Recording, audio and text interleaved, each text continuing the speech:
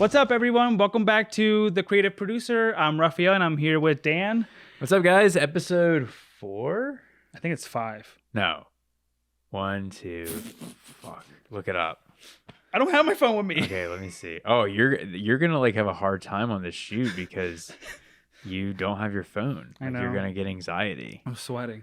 I'm looking it up right now.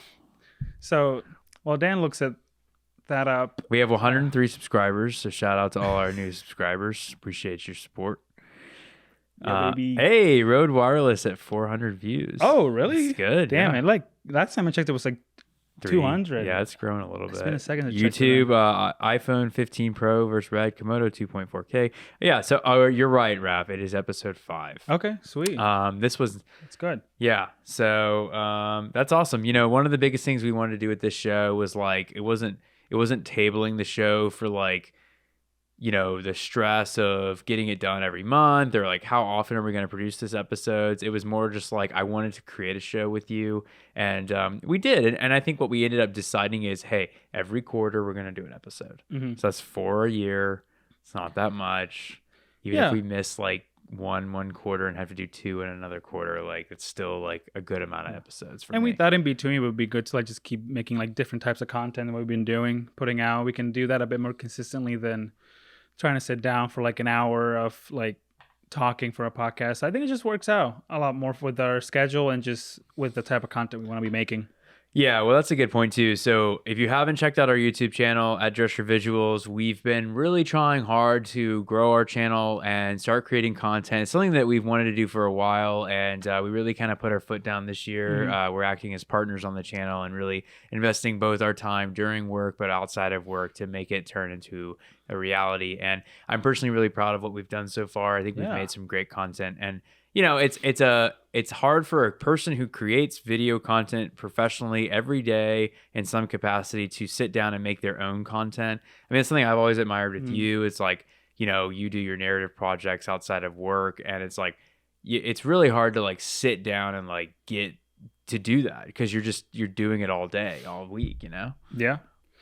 It's hard to make time for it when you have a main like job that you got to get done first, but you know, we make it work. And there's been times that we were like, hey, let's do a Sunday, we'll just knock out a bunch of content so we can like have it for the rest of the month. You know, it's just what you gotta do. I mean, sometimes it's really hard and like one of us won't want to do it or both of us won't want to do it, but when we're done we feel really good about it. Normally we average just like 2 videos a shoot, and you know, I think back to like when I was in film school, and I know you graduated a couple years after me. It was like the amount of time I had to produce content was a lot different. But that kind of segues us into the topic of today, which is, should you go to film school? And, you know, film school is such an interesting conversation to have because we both went to Full Sail. Yeah. We both graduated from the film degree bachelor's program. I graduated in 2012. You graduated in 2016. Yeah, 2016. Yeah, and you know, I was working. I had just started my first full-time professional job in video when you were graduating. So we have like a little different stories and a little different paths, but ultimately, you know, we went to the same college. And I mean, I'm not going to say that's like why we met, but it definitely was like a reason for why we connected, because I connected with an alumni that you were friends with and were roommates with, who ultimately introduced me to you, which, you know, I'm not going to lie, when I heard that you went to Full Sail, I was like, oh, cool. Like, you know, I wasn't saying that was a deal breaker, but like, I thought it was neat, you know? Yeah, it's a connection. It's like a connection right off the bat that you can like talk about and, you know, connect with. Yeah. So I guess like the first thing is like film school in general. Like what do you like when you're looking at film school and you're considering it? Let's say you're a senior in high school or junior in high school and you started dabbling in filmmaking, and you know, you have that opportunity to go to film school. There's a lot of film schools out there. Yeah. My biggest gripe with film school in general is the lack of hands-on production experience they give the students, or the amount of time it takes a student to get on set. And you know, I don't want to butcher or belittle any program because I know there's tons of amazing ones, but most of the 4-year programs that I looked into when I was considering film, they didn't do anything for the first 2 years. And honestly, that was just like a deal breaker for me. I was like, I'm not gonna sit and like do core credits and like not make anything or do like fundamental knowledge, like and take like fundamental filmmaking courses and like not like produce content. Like I wasn't interested in Yeah, it was that. a lot of theory from what I've heard, and I mean, I only saw two schools, and they're both in Florida because I didn't want to go too far because just it's expensive. But then I learned I mainly picked Full Sail because I had an actual campus. The other one was just a building that was shared. So this one had an actual campus, and a big thing that they sell was that it was very hands on. Yep. Now it's a bit of theory, but mostly just like how to like directly like it was very direct in showing you the process and steps to basically make a film. Yeah, and first off, we're not gonna like sit here and like advertise Full Sail Oh, as like the way to go. This is just like where we went, yeah. and I had a similar experience too. I mean, I wasn't a good student. I was definitely someone who struggled to stay on track. I was very content with an 80 as a Mhm. grade and an average, like Yeah. which is like a C minus.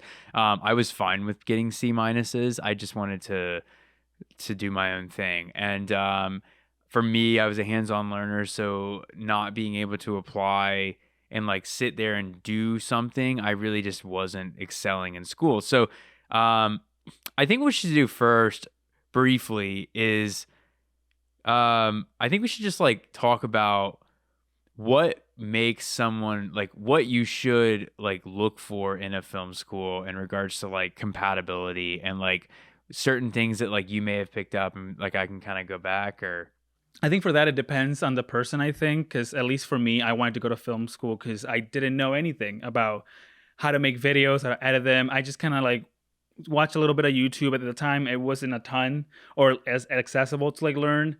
And where I come from, which is in Puerto Rico, at the time there was no film commission. There was a lot less people shooting. It was not as common. Now there's an actual film commission. Now there's like a lot of music videos being shot, a lot of films being shot there. So there's a lot more opportunity to like learn.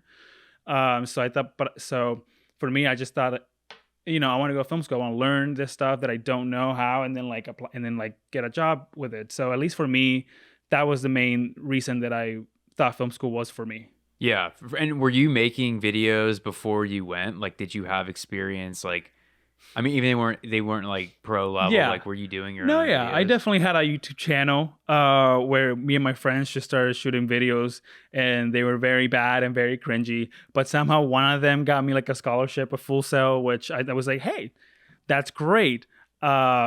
And then sometimes for projects, for like school projects, they were like, hey, you can recite this book in a play or a movie or something. And then right away I was like, okay, let's shoot a movie. And then that's kind of how it like kept going and started. And then from there I was like, maybe I can like try to do this professionally. And that's why I went to like Full Sail. Yeah, I think that's really cool. Like, I'm similar. Like, I kind of always wanted to express myself visually, and I always was choosing that in school too. So if there was a option to make a video, which normally it was like not an option, but I would be like, what if we wanted to make a video? And the teacher would be like, okay, I don't know how you're going to do that. But I did the same thing. I think that's one thing, guys, like if you're looking at this and you just you like watching movies or you like watching TV, I think that's great, and that's a great starting point because that's such story is such a huge part of what we do, but creating is so much more too. And it's like understanding what it takes to create a story that actually makes sense, or it doesn't even have to be a narrative. It could be a documentary, or it could be it could literally just be a snippet of a moment in time. Or like I remember when I started my career, or when I started like really getting into animation, that was my background. It was like 2D animation from Microsoft GIF. I would do like literally I would animate like a bird flying, and I would create a bird animation in Paint, and I would put it in a GIF animator, and I would make a GIF. And one of the critiques this kid I went to elementary, or one of the critiques the kid I went to middle school with was like, you're making such like practical gifs. And that was valid. Like my animations didn't have a story. They were just like motion, but I was just fascinated with animation. And I think a lot of that had to do with just like resources as a kid. I was in middle school, I was very small and like insecure and shy, and like I didn't have a ton of friends. So animation was something I could do in my own time, and like it's especially summers. So then I got into claymation, and I started doing my own claymations. And the summer of freshman year, I made my own first claymation. And I think that like making those projects, even though I didn't make a good product, I think it was like what really catapulted my interest, because I really wanted to learn, and I really enjoyed expressing myself that way. Yeah, and it's like a big thing that people say, like, you just got to do it. You just got to do the content, just got to keep posting, making content, and that's how you get better. That's how you practice. You're not going to be great from the first batch. You're not going to be great in the first few years of doing it, but if you keep going, you're going to keep getting better. And if you feel like you're good enough, or you feel like you want to get even better and feel like film school will be a great avenue for you, then you should definitely do it. Yeah, for sure. And I think one of the things though is just, once again, it's like, don't rely on the school Mhm. to give you your body of work. Like if you can't self start and get a project done, like in my opinion, no one should go to film school if they haven't tried to make something. Mhm. And that may sound kind of mean, but it's like, even like we both, you have to be real, like we both made content. Was it might have Yeah. not been amazing, but like we did stuff. And like I personally, like my class, I mean, a lot of the people in my class didn't have never had never made any sort of project before. And I'm not saying that's bad. I'm just saying, guys, how are you going to like if this is what you want to do in your career and you have no idea how it works, like what if you don't like the process? And like I think that happened to some of my friends. Like they started realizing like, hey, I don't really love this. Like, and that's cool, but like this industry and this field, you really have to have a passion for it in order to like deal with the BS. Like there's a lot of like times where if you just think of video as a way to make an income, I just don't think it's like the same. Like I think you really have to care and love the craft. Yeah, and it goes back to like, like going to film school. There was people in my class that said like, "Oh, film school is not worth it. I didn't learn anything." Well, the thing is that I tell people is you gotta want to learn. You gotta like want to ask questions. You gotta want to like make things while you're in film school. It shouldn't be the main thing that you use to learn. You gotta use the people that are there. You gotta make friends, and they'll want to make stuff with you. And then you guys will make mistakes, but you guys will make cool stuff together. And you guys will learn together. So that's the thing. You gotta want to learn, and then that will propel you to like get better at it and learn more. Yeah, and I was so naive. I was extremely arrogant back in those days, and I look back and I'm like, man, like I wish I didn't do this. I wish I didn't do that. But dude, my drive and passion was like at a different level, and like I have no regrets of that, because I always was doing something, and like I was reaching. And if like someone made a music video with some famous rapper, I literally one time, dude, I kid you not, there was this guy who directed shout out Arnold Soko. Sometimes he watches our videos. I like made a point one day. I ran into Arnold Soko in the lighting room at the lighting class. Like I ran into him purposely to talk, because he had just directed a video that featured Mike Jones. So Mike Jones video, it was dope. It was like it was called Danger, and like it was like hype, and like it was he had a budget, and I was like, dude, like how did you get this? Like how did you get an actual budget? Like what did you do? So like you start to like hear about like, yo, that dude's been working, or that guy's been working, that lady's been doing this, or she's been doing that. And like you connect with those people. And if you really want to know something, and I know you're the same way, like when you're passionate, man, like you'll do whatever it takes to figure it out. Like I would have done whatever, and I didn't really know my role at the time. Like I like thought I was a director, and I am a director, but like I think at the time I didn't truly realize that most of what I was doing and most of what got me recognized at school and with my strengths was producing and being an assistant director. And I think that like I wanted to be a director all the time, just like everyone else. But I think like looking back, I'm like a lot of the things that I did were more of like just a producer Yeah. mindset. Yeah, and then I remember the first like day or something, like that everybody was sitting down, and then the teacher asked like, who wants to be a director here? Raise your hand. like 95% of the Yeah. people raise their hand. And I think by the end of it, like only like 5% still want to be a director. But that's okay. That's But part of learning. And that was a cool thing about the college we went to, is because you literally learn all aspects of mhm. production. And like, I can honestly say I hate production design with a passion. It's not for me. I love the value of it, but I would never want to do that. I hate makeup. I hate sound. Like, there's just like, there was things that I learned to hate. I didn't enjoy them, but at least I like had to take tests and learn how to be adequate about like knowing the process. Yeah. And I think that's a big thing too. It's like, um, one of the things that I will say, guys, one thing I picked up from Full Sail or from film school was like, I directed like 3 of the projects we did. I think at the school you do like 5 projects or 5, 6 narratives over the year. I don't know, maybe it's more, but like I directed 3 of the 5 and or 2 of the 5, and I enjoyed the experience of directing. I really did. But like, I actually feel like it was worth it more so to be a crew member. And when I was an assistant director on the other shoots, that was actually what paid my bills after college, is because I had that skill set. So when I graduated, I wasn't getting hired to do to direct. Like, I mean, I was, but like I wasn't really getting paid much. I was getting hired to like freelance AD, and I knew how to schedule, and I knew how to delegate and organize a set. And I think like when we look at like what we want to do, that's great, but also give yourself like that 1 or 2 career or like crew backup positions that you can like rely on while you grow your above the line career. And like it's just like with you with posts, like, you know, you're an extremely like successful editor, and it's like that is like a skill that not everyone has. And like, I know for me, like I don't have that. Like I couldn't sit down and edit like that. I do enjoy editing. Yeah, I mean, and even like let's say specifically you want to be a director, like it doesn't hurt to also know how the other positions work. Yeah. That's the thing. Like that's a good thing about film school. You get to go through all the positions and learn how they all work together to make a film. So it doesn't hurt to know that. I know we kind of talked about this before, like, you know, we both did our own projects before, but like, how much did you like actually know? Like, I want to like know like your like knowledge base. To be honest, I started with VFX and After Effects. That was, for some reason, I just started with visual effects off the bat.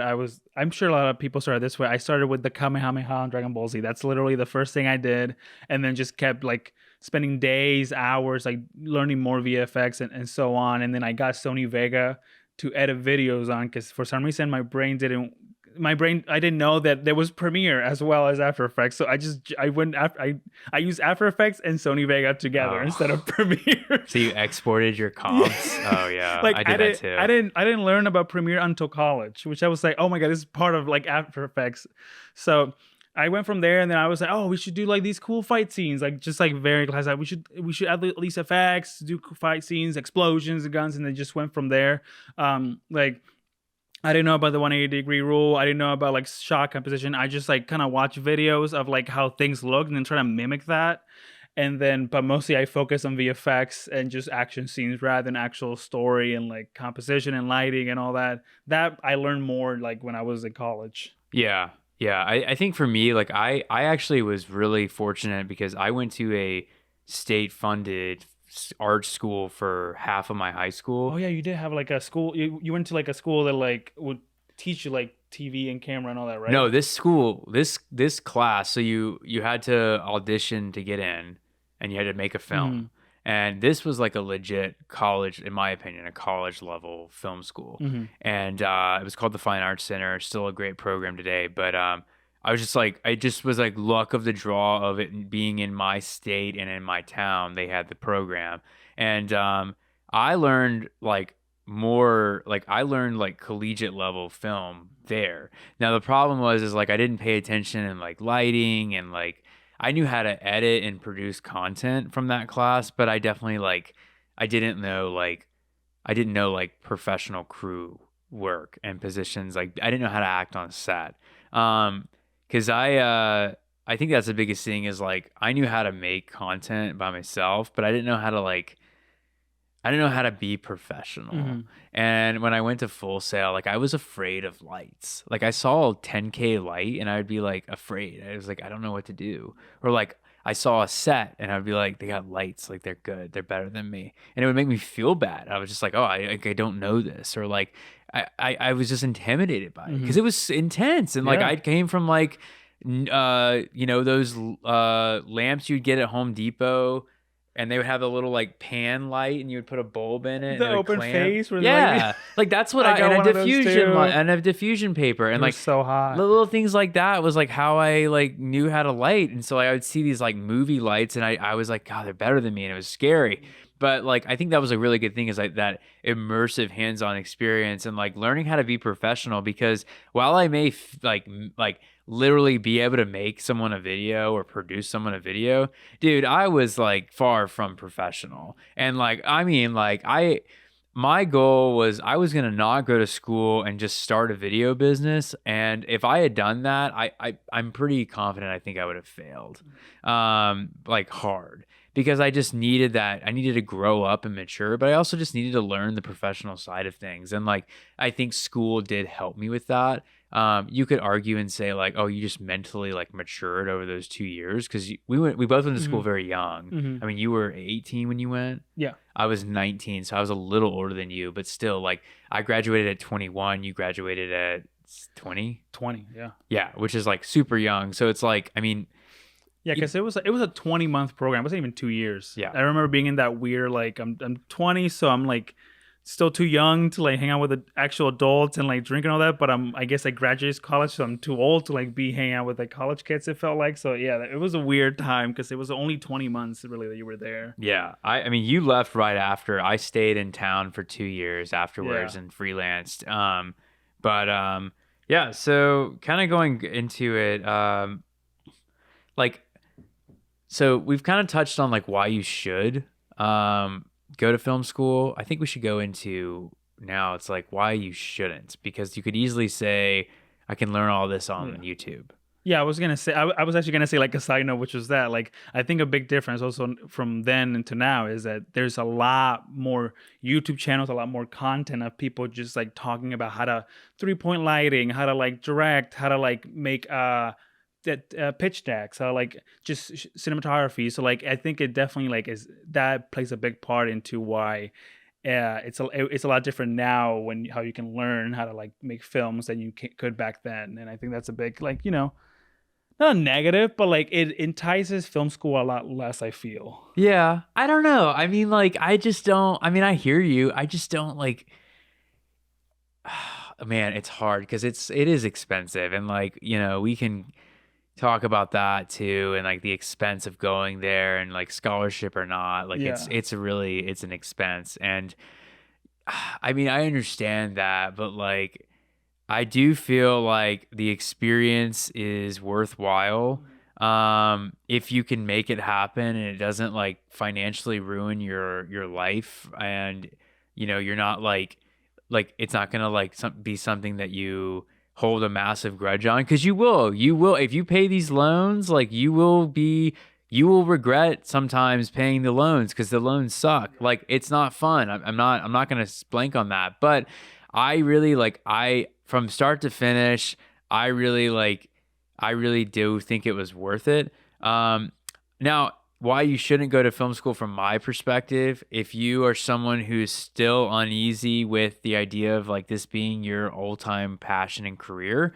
which is hard to decide. Like it's not easy to choose your career when you're young or even older. Like if you're not like truly like, I know this is for me. Like if you don't feel like that or you have doubts, I wouldn't go. If you're someone who naturally finds themselves dabbling in a variety of hobbies and DIY person where I learned how to I make furniture, I work on cars, I also make videos, I do photos, I make websites. Hey, that's great. You're a jack of all trades. You might be better off doing a DIY master filmmaking program or like taking a course that you can do online that's like $1,000, that's like extensive, and it gives you like an e-learning module and everything. Like that might be more your alley than dedicating the 2 years to go to college. But if you truly believe this is what you want to do, this is what you were like called to do, then I think personally that you should go, Mhm. because it does have a lot of pros. Does it set the standard and give you the green light to be successful and make an income in the industry? No. But I think it helps somewhat channel your energy to create a path, because we all have different paths in this industry. You really have to make your own path. But does it help set you up for a more successful way to create your own path? I think so. Yeah. No, and I mean, like I said before, it varies. Like I get the point that some people are like, you don't need film school, like, because there's a lot of people that work on films that never went to film school. They just started doing it. They were in a city that was already producing films, or they went to like a PA course. Like I know Atlanta has Yeah. some like PA course, and they'll get you connections and help you out with that. Or you just start shooting content, and then maybe you start networking, and you go to networking events. People like see like what you're doing, and you're already like good at it based on like just using YouTube and like other avenues to learn that don't have to be film school. So there's definitely different ways or different paths of like how to start making content and making films that don't require film school. So I do see both sides. Yeah, for sure. And once again, it's a personal decision. You Yeah. have to look at your finances. You have to talk to your family about it, and really decide like, are you really ready to give this your all? And like, if you are, then go for it. If you're not, then take a break and wait, because it's a big commitment. Now let's kind of transition to after graduation, because one of the things that is hard about college, but particularly our college, was the fact that once you're done, you're basically, they just say bye. What did you do after graduation? Yeah, I mean they have a career development, but I never got much from it, to be honest. I mean, I my roommates for some reason just wanted to move like to Atlanta like right away. Like literally the day after we graduate, they were gone. I still had my family over, so we just got a hotel for a few days, and then I took a bus from Orlando to Atlanta, like a 12-hour Greyhound. And then from there, we just started freelancing. We looked at Craigslist, like whatever we could see. Like I think we learned early on about Film Bar Mondays, which is like a bunch of filmmakers get together. And then once you get like one job at Craigslist, for example, like if you do a good job, you get recommended for another job, and you keep finding here and there. And then we would recommend each other, because I think uh, each of us had like something that we specialize in, so we kind of like help each other that way. Like, oh, this person shoots, oh, this person edits, and then we would help each other that way. And then we did that for a few years, and then I met Dan, and I've been here for like 6 years, and we've just been crushing it ever since. Yeah, but I mean, I think that shows, though, it is a journey, like Yeah. the connections you make, and like there's so many clowns, and there's so many people that are just full of shit. Oh Oh my yeah. God, it's so annoying. So many. I think it's more annoying to me. It's like, I'm not saying I'm like where I want to be professionally, but I'm somewhat of an experienced person in this Mhm. industry, just like you are. Like, we've been in it long enough to where now it's like when you hear a bullshit or bull, you like know they're bullshitting. And like before, it was like I had less experience, I was naive, so like I let them bullshit, and I believed it, and now I just kind of sit back and like absorb the clowns, but I just know they're a clown. There's a lot of fake people in this industry, Oh yeah. and a lot of dodgy, conny people. I mean, creative fields are typically not the most structured with pay and organization. Yeah, you got to get those contracts. You got to get those payment terms. Yeah. Check out the YouTube video on dreschervisuals.com. Yeah, for sure. But yeah, I mean, we had different paths too, because after school, I actually stayed in Orlando for 2 years, and I just like was full on trying to be a music video director, and I started directing music videos the last like 3 months of school, and I met a DP, and the DP was an instructor at Full Sail who had gear and gear connections, and I kind of like dwindled my way into meeting a good guy who had a good network, and then I was able to like slowly like work with him and his network. And it was an abundance of great equipment for a low price. So that was the biggest reason why I don't regret school, is because I utilized the connections afterwards. So I think that's a big thing. It's like wherever you move, if you do move, like make sure you're connecting with your alumni, because the alumni is a valuable resource. And like for me, it was like I was able to do above the line projects and be in above the line position and have great equipment and great productions on small budgets. Like I was producing music videos for like $3,000 to $5,000, and they weren't great, like, but they were visually really awesome because I had a great DP and I had a lot of great gear. But I don't really regret staying. I don't think that's the same situation for everyone, but I do think, like, just once again, we utilize our alumni. You had a key group that you went with. My group, we had a thing and like we had an idea, but like we just all kind of ended up splitting off. Like a couple of us went to LA. A couple of the guys went to LA, a couple went to New York, and like I didn't go. I stayed, and we still stay in touch, but it's like we just all have chose different directions. Yeah. It's also not easy, and it doesn't, just because you go to school to be a filmmaker, like it doesn't mean you're a failure if you don't be a filmmaker professionally. It's just like anyone like who has a degree in this but does something else. Like life happens. Yeah. And like I left, I mean, I don't know if you knew this, but like I left the film industry because I was making, like, the first 2 years out of school, I was making like 30 to 32, then like 40,000. Like I was making like a lower income salary. And I wanted to make more money, and I wanted money. So when I had to live on my own, I really felt that. So I was like, dude, I don't want to freelance anymore. I want to make money. And I was sick of inconsistent income, because there would be months where I would make like $5,000 and there'd be months where I made like nothing. And, those are scary. So I quit film and I went and worked full time as a salesman. I traveled and did sales for 8 months. And I think it was a really valuable lesson, because it was the 8 months I did that, I felt like I had the least identity in my whole life. I wasn't doing what I was supposed to do. And every time anyone asked what I did or my background, I was embarrassed, because I was like, I mean, I'm telling them I did all this stuff and I'm not doing it now. So that means I'm a failure. But it was a good thing for me, because I stepped away to realize that, dude, you're just not, this is just what you do. Yeah. Like it or not, like maybe you could do sales for a little bit, maybe you could do this and that, but like if you're not doing video, you're not going to be happy and you're not going to be content. And that catapulted me into really realizing, like, hey, dude, like this is your calling. This is what you're supposed to do. And I remember that sometimes, because sometimes I don't want to work and do what I have to do to get the week done. And I remember that, like, hey, man, like, just like anything, there's a point where even though you're doing what you love, sometimes work feels like work.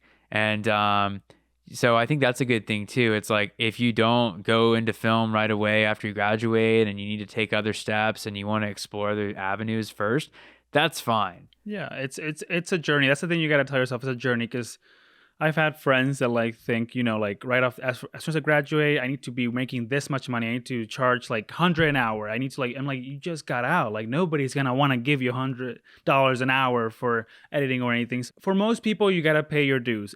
It can happen. You can get lucky, be the right place at the right time and start working on big movies right off the bat if you're very skilled. But for most people, you're going to have to work from scratch. You're going to have to start. Like same with me. I freelanced for a couple of years. Then I just needed to pay bills. So I started working at like Best Buy for like a year. And for a second there, I was like, you know what? This is easy. I could stay here forever, because it felt good just to get a consistent paycheck. But then, little by little, same with Dan, I started realizing like, no, this is not what I want to do. I want to make content. I want to make films. I want to like make stuff. So like I was able to like get a good few jobs and then quit Best Buy, and then I met Dan, and then we've been consistently working together for the past 6 years. So you gotta just put it in your head that you're gonna have to work hard. You're gonna have to like put the time in, and it'll happen little by little. And maybe it'll happen overnight for some people, but it's not gonna be a very common case. Yeah, absolutely. And I think that's a great point. And one of the things is like, there's like so many different routes you can go after school. So it's like, you can go like, I want to work on narratives, and you can do crew work. And that's great. Like you can do that, and that can be your world. I didn't take that approach. I just it just wasn't in my cards. I didn't do it, and I don't have that network. And I know plenty of people that do freelance work that took that route of crew, and that's their thing. If you work crew, you're gonna expect a lot of highs and lows. You're gonna expect really, really aggressive hours. You're gonna have to adapt to really radical schedules. But you're gonna be on set with some of the best, and you're gonna be around some of the best. And you're just gonna have to put in your time and raise the ranks. But there's no, at least in my opinion, there's no way you're going to continue to grow on a crew and just randomly get to direct. You're still gonna have to produce your own content if you want to be a director, if you want to be a DP, I mean, like maybe with DP you could like possibly if you were an amazing gaffer, but even so, you're still going to have to get to that place. And the best way to do it is to create your own content. So it's like, one, if you're going to create your own content, you're going to have to be willing to work for free at times. Working for free isn't always bad. Working for free, it needs to be a calculated assessment. And I think a lot of the younger groups that I speak to, a lot of the younger creators, I sound old, but it's true. It's just a little different generation. A lot of the younger guys will say, I don't work for free. And I'm like, hey, that's great. But let me tell you this. If you work for free for the right person or the right opportunity, you could turn that into something massive. Mm-hmm. I've personally worked for free for some of my largest accounts at one point or another, and it's never been a wrong play. And I think we have to look at that as like assessing the situation, but you have to make your own content. And if you're not making your own content and you want to have that above the line creative position, you're just really not going to get the opportunity, because they're going to say, let me see your work. Mm-hmm. And I've always been proud of us because we always can say, here. Yeah. It's like someone says, let me see that. Here, we got this, we got that, we got this. Does everything we do look amazing? No, but we have a variety of stuff that we've built over the years. So, just remember, you're still going to need to create content. The other way you can go about this industry is taking the content creator videography approach, where you're a one-man band and you're working at a smaller scale. I personally kind of started my career that way, and you and I worked together on a lot of smaller stuff where it was just one camera and not a lot of lighting and just documenting video content for YouTube, etc. That's a great route as well. You're going to have to work though to get the opportunities to have higher production value on some of your work though, in order to be able to step up if you do choose to go that route. And that once again would be like taking calculated risk of, do I need to do this for free? Do I need to do this and like use all the budget for the production? Like you're going to have to make those assessments. And then last but not least is weddings. And if you do weddings, I don't have any advice for you. Good luck. I'm just kidding. You're terrifying. No. Weddings are great and you can make great money. No, weddings are great if you're attending them. Weddings, at least for me, are stressful to shoot, so I just can't. Yeah, I agree. Yeah, you can make great money off of. Yeah, I mean, I have friends that easily clear like 12,000, 16,000 a month doing weddings, and it's like very high margin business, and that's great. But that industry is very niche, and when you get into the wedding industry, guys, embrace the money, embrace the cash flow, embrace the gear. But if you're in any niche, make sure you're diversifying your brand and your portfolio, because if you send me like, I've had cinematographers send me DP reels that's weddings. I'm like, sorry, man, this is just not compatible. Yeah. I think this bride and groom looks great, but like, I don't really like connect with this as like cinematography for this commercial. This is wedding work, and I think it's beautiful.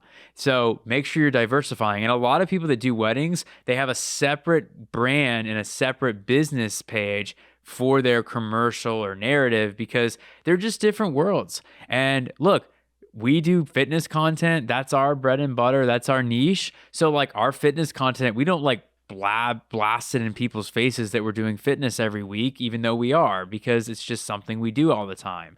Same with weddings. If you're doing weddings, grow your portfolio, grow your brand. But remember, if your ultimate goal is to not be a wedding videographer and you want to be a cinematographer, director, whatever, then you need to make sure you're dabbling in those spaces as well. Yeah. I think I'm just an introvert for weddings, honestly. I can't. I know, man. I couldn't do it. I was watching the wedding at my niece got married last week. And I was just like, dude, like they were great. I just couldn't do it. And it was like, I just was like, it's a personality type. It's a personality type. You just have to be good at certain things. I don't love capturing that. No, I don't. It's just, I don't know. You if you miss, for example, the kiss, you're screwed. You missed it. Yeah. So it's like, no, that pressure, I can't. It's a lot of pressure. You don't get treated well. But you know, it's the same. It's any industry's like that. I mean, you're gonna have like it's all the same. And it's the bottom line is whatever you don't mind doing, weddings are a great way to make cash. So if you need a cash income source, I wouldn't recommend freelance editing weddings like you. Mm-hmm. I think you got the taste of that. I would, but I mean, if you do have the opportunity to do weddings and like that's a way for you to make an extra couple $1,000s a month when you're not making a lot of money, I say go for it. But if you don't enjoy them and they're not for you, there's so many other avenues. You can also, one other avenue too, it's not the same, but if you do take up like live production, AV work, there is a lot of money in freelance AV work and conference video capturing, seminars, TED Talks. That's another whole dimension. And some people are a little more technical and their brains work that way. So I had a lot of buddies, like one of my old business partner is very technical and his bread and butter was producing live seminars and that was what he made several thousand a month doing and for a couple of days work because he just worked that way. You're going to find that something that you can do that's kind of like effortless, but it's going to take time and you're going to have to dabble in a lot of things to find that. Yeah. But yeah, I don't know. Hopefully we kind of went over a few things to answer the question because ultimately the answer of should you go to film school, it depends on who you are and what you're expecting to get out of it. If you're expecting a job because you went to film school, don't go to film school. If you want to go to film school because you love movies, maybe learn about how movies are made first before you make that decision or commitment. Bottom line is depends on you. And the investment is not a joke. Guys, once again, you are going to spend a lot of money going to university, living expenses. It's not cheap. So plenty of people are going to rip on going to film school, but also plenty of people are going to say it's a valuable experience. Hope you enjoyed this episode of Creative Producer. I'm Dan. I'm Raphael. I didn't know you were going to point at me. I'm Dan. I'm Raphael, and this has been the Creative Producer. See you in the next one. Also, we got these Rode mics, and we did a cool review. Mine's sagging like check. There we go. Check out the review. Later.